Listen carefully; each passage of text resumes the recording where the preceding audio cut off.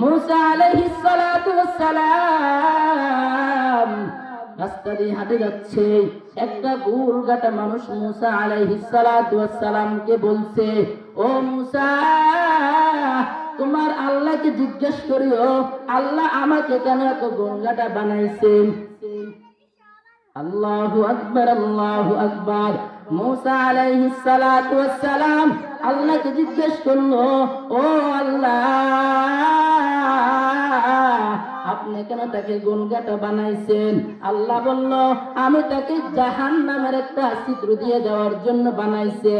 ওই গোলগাটা মানুষকে বলে, না ভাই, আমার আল্লাহ বলছে তোমাকে একটা ছিদ্র দিয়ে দেওয়ার জন্য বানাইছে। আল্লাহ বলে, ওই লোকটা বলে, সাথে সাথে বলে আলহামদুলিল্লাহ, তার নিয়ামত আদায় করছে, ওই রব্বুল ইজ্জতের নিয়ামত আদায় করছে। সাথে সাথে ওই লোকের হাত পা বড় বড় হয়ে গেছে। কেন বড় হয়েছে? ওই আল্লাহ তাআলার, আমার আল্লাহর শুকর আদায় করার কারণে। আমি একটা কোরআন ও হাদিস